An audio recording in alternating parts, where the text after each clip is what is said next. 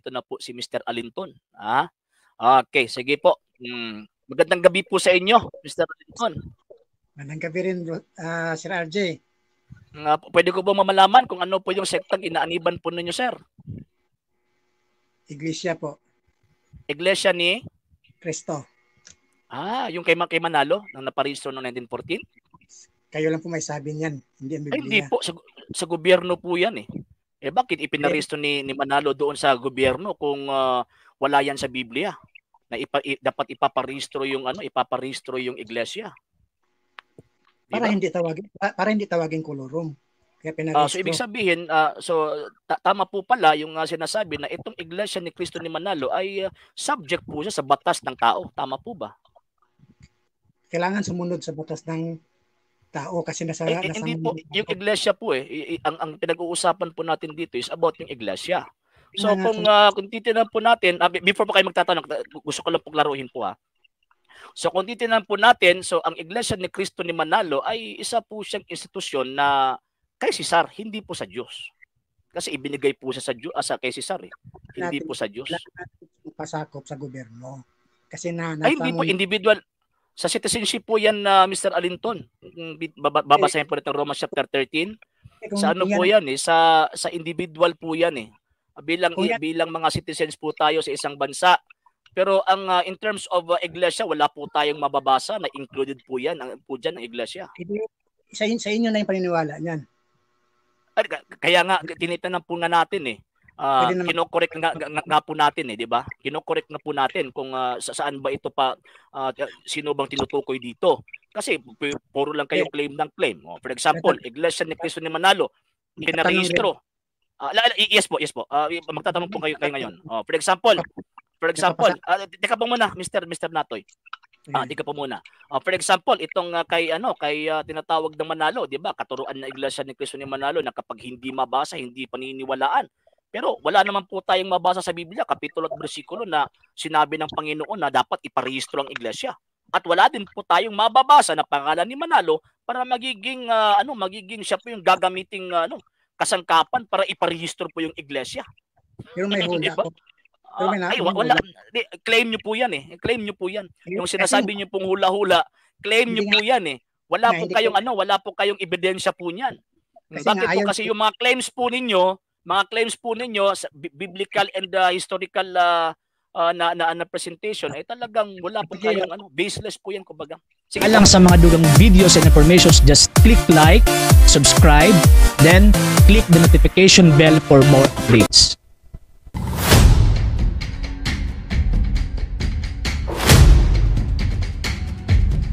Sino yun?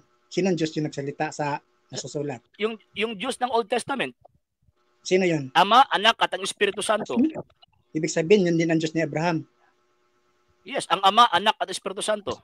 Saan mo nababasa na yan ang Diyos ni Abraham? Genesis chapter 1 verse 26. Yung sinabi ng Panginoong Diyos, and God said, the Father, the Son, and the Holy Ghost. Yan po yung sinabi ng banal na kasulatan. Ang talata? Genesis chapter 1 verse 26. Sigurado ka si Jesus ang kausap niya dyan?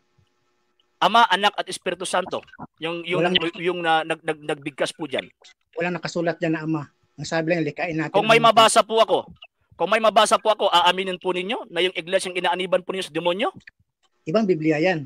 Bebe, sige, hindi. Ginamit din po ninyo 'yon. Amplified Bible. Sige. Sige. Aaminin po ba ninyo?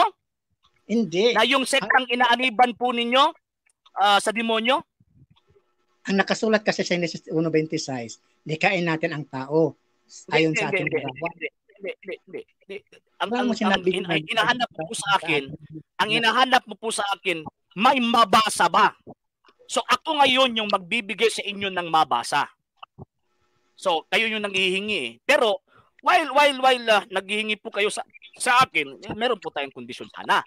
Dapat tanggapin po ninyo kasi firm po kayo na wala po akong mabasa Pero kapag may mabasa po ako, Genesis chapter 1 verse 26, na yung God dyan, Ama, Anak at Espiritu Santo yan, aaminin po ba ninyo na yung iglesia ni Cristo ni Manalo ay sa demonyo?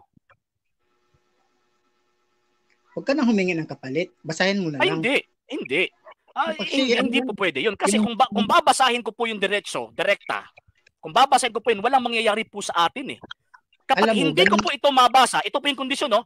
Kapag hindi ko ito mabasa, ako yung aamin. Ako yung magsasabi, Iglesia Katolika, sa demonyo ito.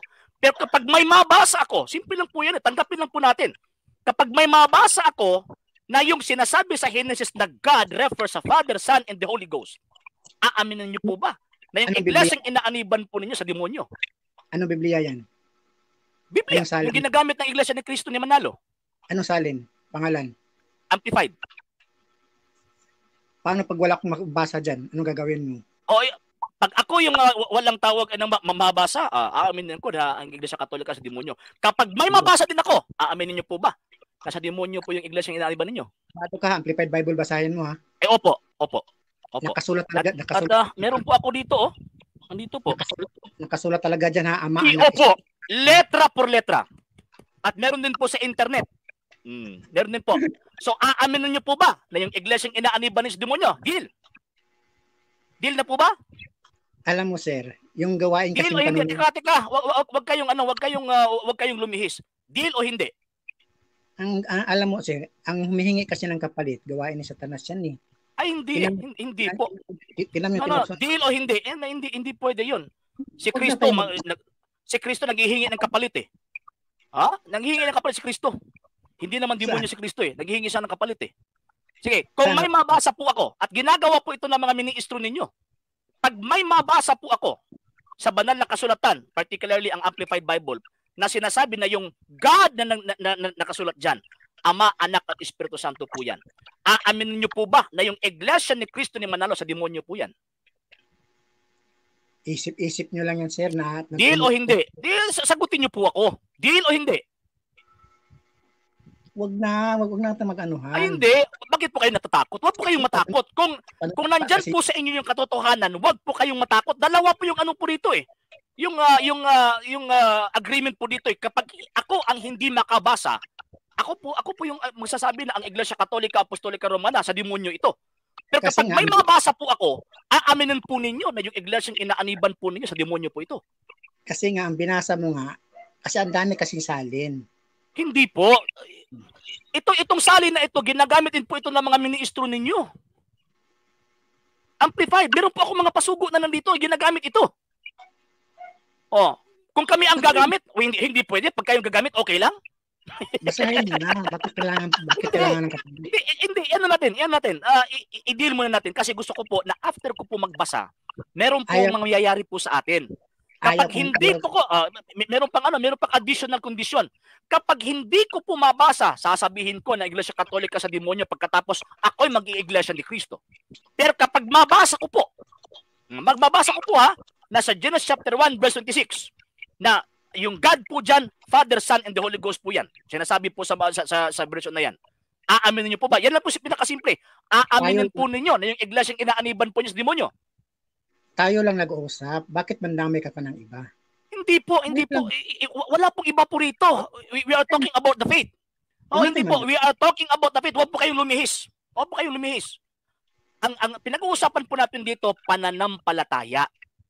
Pananampalataya yung pinag-uusapan po natin dito. Pananampalataya ninyo na Iglesia ni Cristo ni Manalo, pagkatapos kami, pananampalataya po namin bilang Katoliko. So ngayon, pag may mabasa po, kasi ang hilig-hilig po ninyong maghanap ng mabasa eh. Pag may mabasa po ako, tika muna, pag may mabasa po ako, aaminin niyo po ba na yung iglesyang inaaniban po ninyo sa demonyo po yan? Ay, tayo na dalawa na lang. Pananampalataya sige. Sige. Tayong dalawa na lang. Sige po. Aaminin niyo po ba yung pananampalataya ninyo sa demonyo? Patunayan natin. Pag may mabasa po ako. Individual na lang po. Sige. Aaminin po ba ninyo kapag may mabasa po ako? Aaminin po ninyo yung pananampalataya ninyo sa demonyo po yan?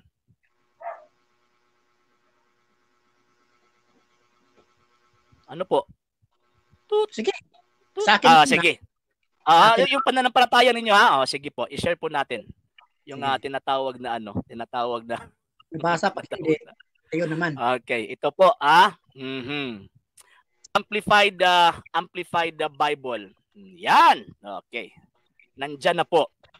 Then God said, ito po yan po natin yung Amplified Bible po yan. AMP. Yan, Amplified Bible. Okay. Sinabi po rito, then God said, let us, Father, Son, Holy Spirit, make man in our own image, according to our likeness, not physically but spiritually, and let them be complete authority over the fish of the sea, the birds of the air, the cattle, and over the entire earth, and over everything that creeps and crawls on earth. So nabasa ko na po. Amin na po kayo. Yan ba nakasulat sa Genesis 1:26? Nabasa ko na po. Kung na nga po eh. Sa Biblia ba yan o sa Google?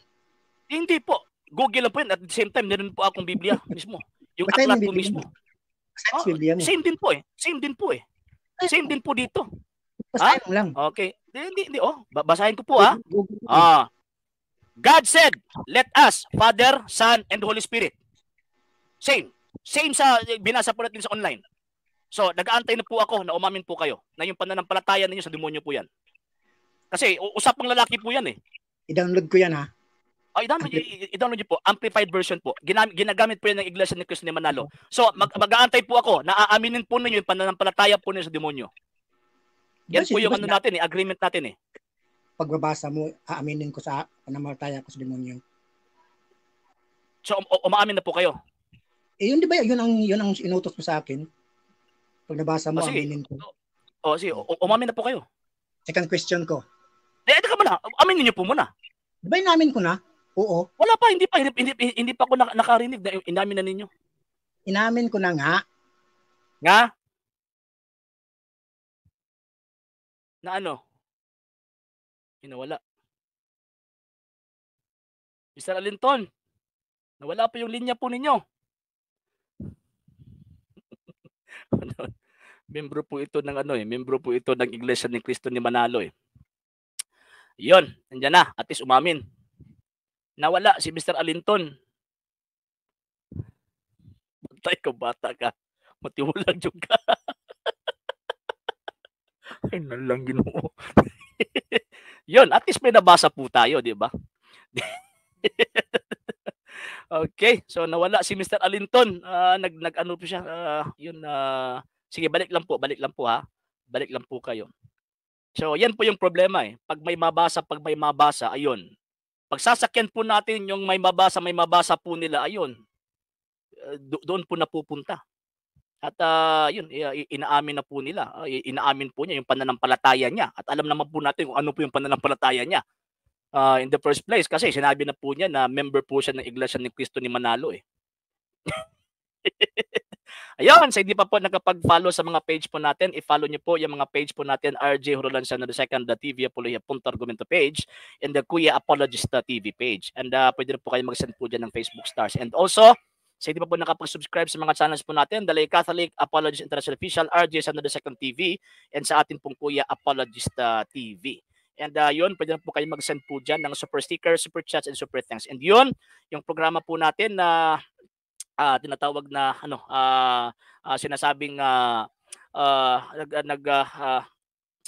umaasa lang po tayo sa tulong at suporta po ninyo. Sa gusto pong tumulong at sumuporta, pwede po niyong ipadala ang tulong po ninyo sa pamamagitan po ng ating mga account numbers na nandiyan po sa inyong mga screens yung tumatakbo. And also, pwede na po kayong mag-send po ng message po sa ating pong page kung via remittance po yung pagpadala po ninyo. Maraming salamat. Sige po, balik po kayo, pasok. Natatawa po ako sa inyo eh. Hindi ko po na rin naputol po yung pag-angkin po ninyo. Gusto ko po masabi niyo ulit kasi naputol eh. Okay, at least umangkin po si Mr. Alinton na yung pananampalataya niya ay sa demonyo. Kasi may nabasa po tayo eh. And alam naman po natin na yung pananampalataya po niya ay sinasabi po niya profess po siyang Iglesia ni Cristo ni Manalo eh. Ayun, bakit wala? Okay, bakit hindi Ayun, nandiyan na. Okay, so ano po yung sabi niyo po kanina? Yes, naputol po kayo eh. So mag-aantay po ako na isabi po ninyo na aangkinin po yan ninyo na yung pananampalataya po ninyo sa demonyo po yun. Inaangkin ko na nga kasi yun ang gusto mo. Inaangkin na? Paniniwala ko. Na ano po? Aral ng demonyo paniniwala ko kasi gusto mo aminin ko. At least umangkin po kayo. Alang sa mga dugang videos and informations, just click like, subscribe, then click the notification bell for more updates.